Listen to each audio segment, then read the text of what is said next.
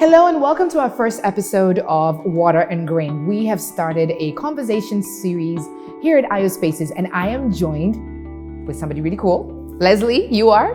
I'm the co-founder of IO Spaces. Thanks for tuning in. And I am Sheba, Kereere, your host, and we're going to be having a conversation. So, Leslie, to kick this off, what is Water and Grain and why are we having the conversation now? So, as you probably know, we're living in very unprecedented times, especially due to the coronavirus, which has had businesses come to a standstill, shut down, certain areas having to actually stay on shelter. And so we're at a place where, as a business, at IO Spaces, because we're a host and a hub for businesses, we've seen some businesses that come in every single day no longer coming in.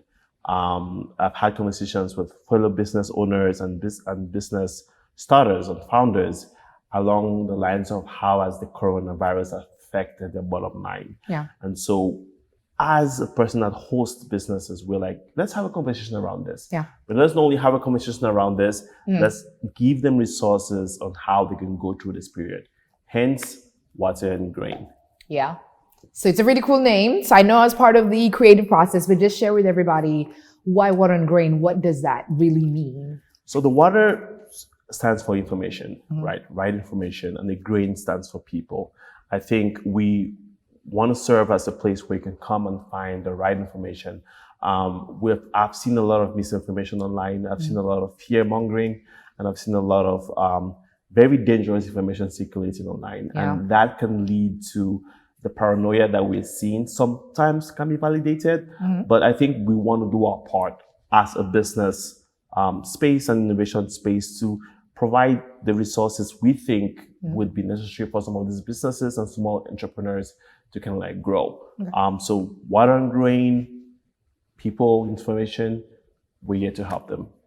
And I just want to quickly add, as you and I were talking about this, and Simms was behind the camera, that grain has this unique ability of we can eat grain, but then it can also be planted and it multiplies itself. But then, like you were saying, the grain cannot grow without the water. So I kind of thought that was really cool. Okay, so you were talking about small businesses, and as a small business owner, how would you say that the coronavirus has affected your bottom line?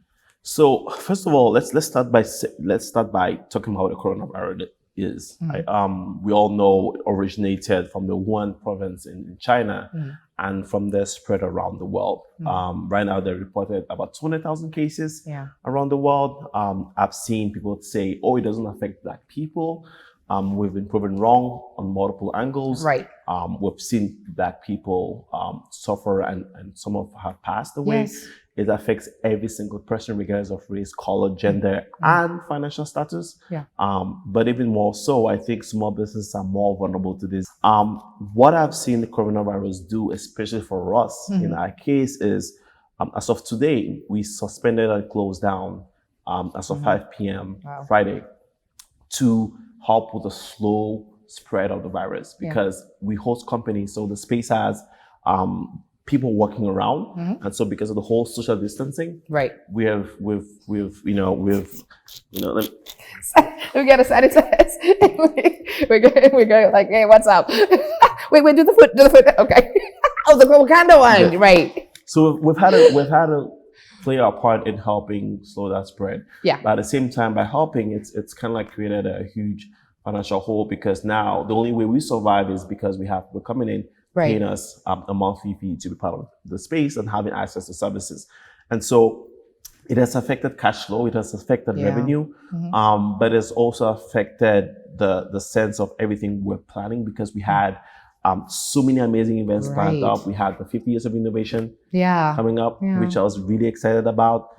We had a Jollof Wars we're planning in July, and I hope by then we still have the time. But all that has been canceled. And we had all these conferences in which we're either speaking at or we were organizing, and all of that had to stop. And then even much more challenging is because we're a space, we do have event space. We've had clients cancel on those reservations and requested the money back. And so we're living the time where not only are we not having money come in, right, we're getting money back out. Right. And so it's come to a standstill.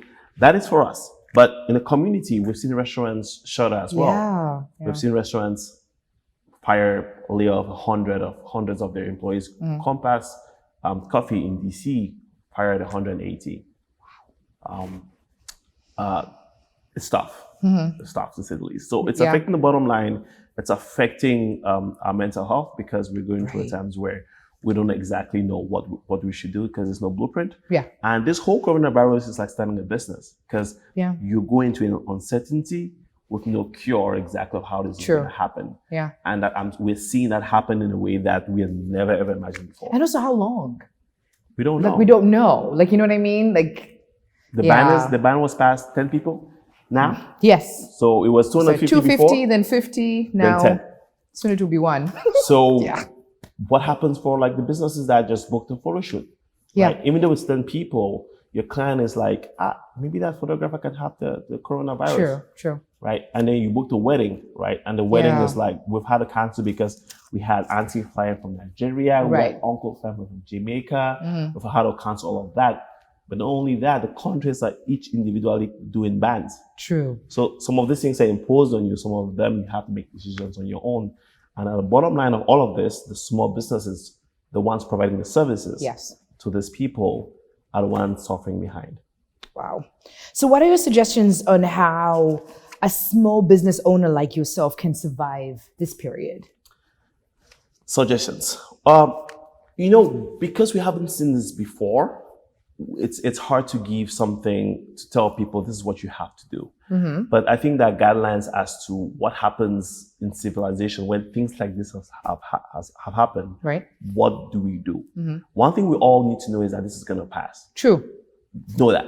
Amen to that. It's going to pass. Yeah. With or without you, it's going to pass. Yes. All you need to do, I think the very first thing business owners should do is to stay alive. Yeah. Your very first instinct right now is to survive this whole entire stretch. Stay alive, keep your business open, and make sure you survive this. Let it be the next few weeks, months, or years. Make sure you're able to survive that stretch. That's the first thing. Okay. Stay alive, right? The second thing is reevaluate your finances. Yeah. As I said earlier on, some companies have had to fire people, lay off people.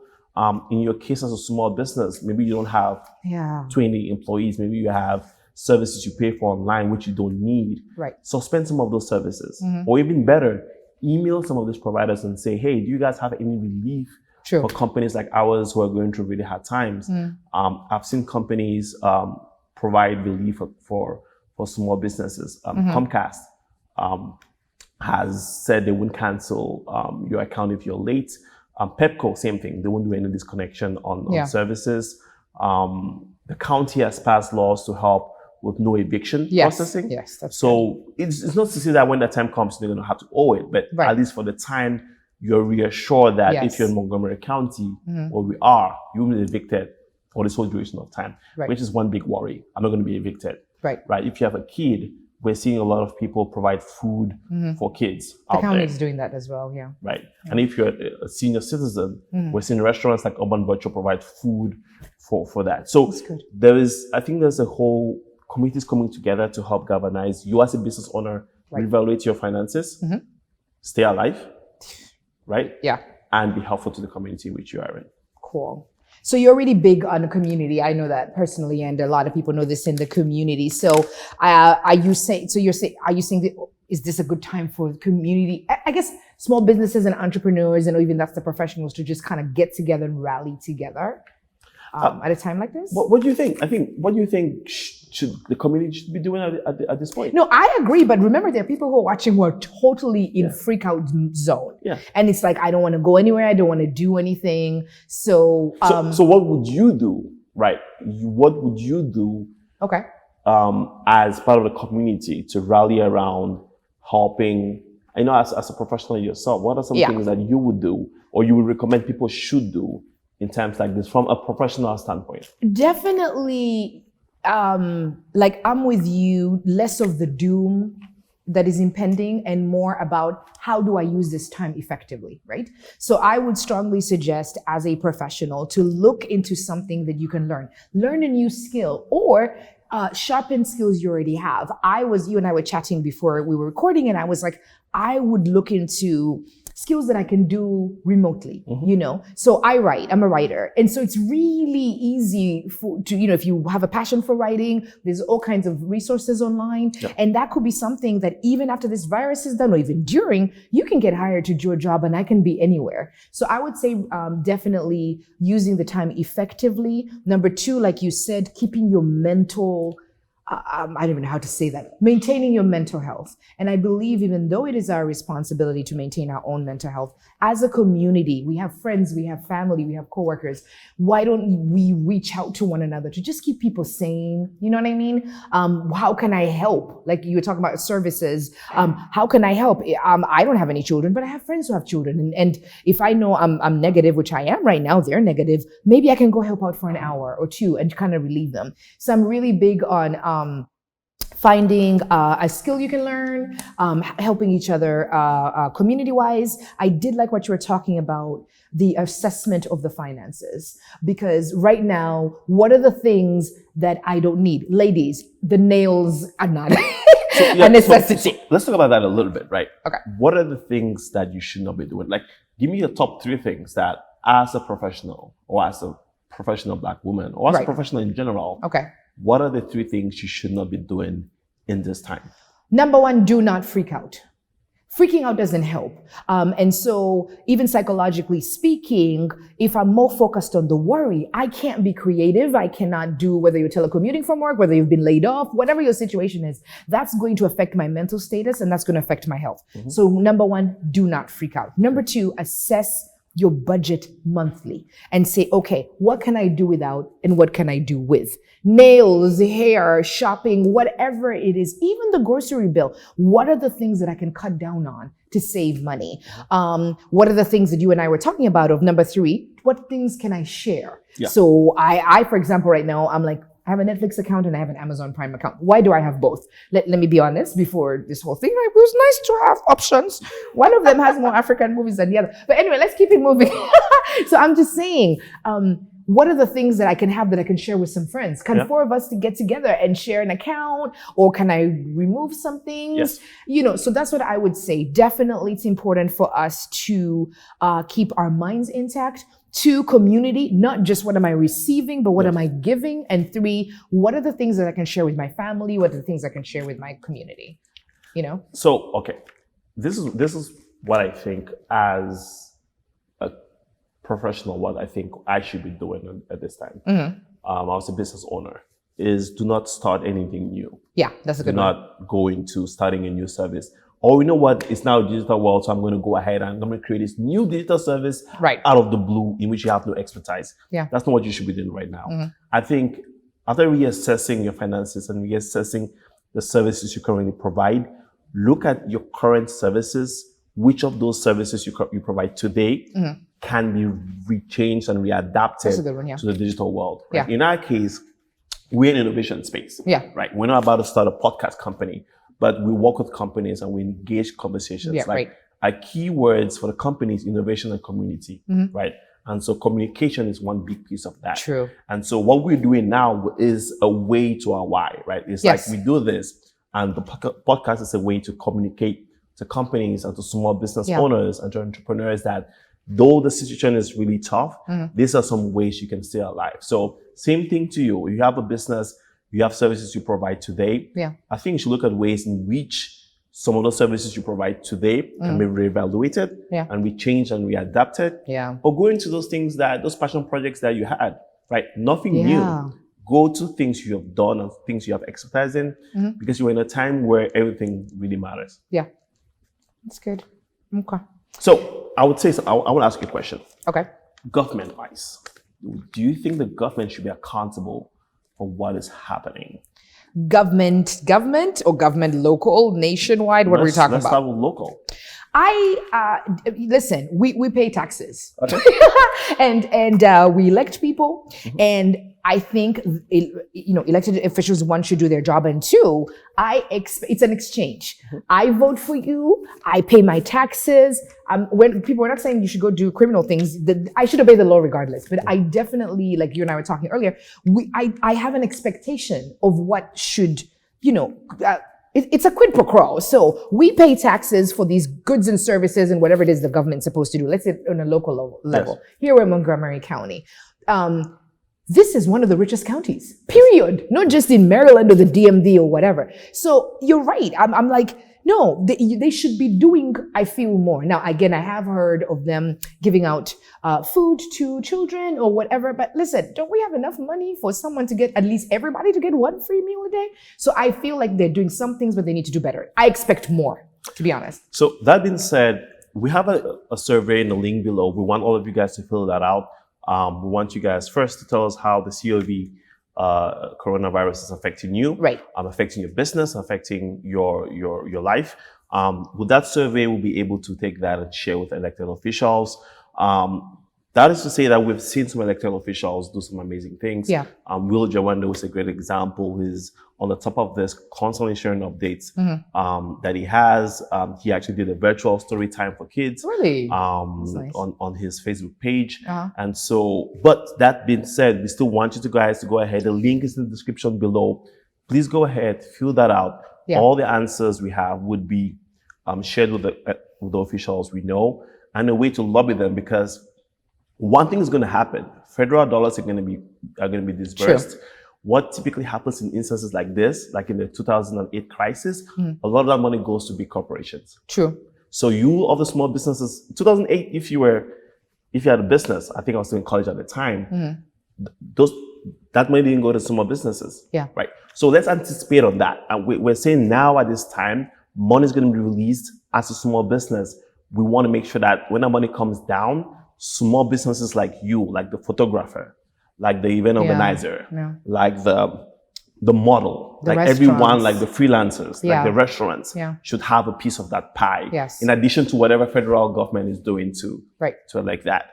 So yeah, that's what I would say government-wise. Okay. Resources. So we created a resource. Yes, we did. Right? The Water and Grain.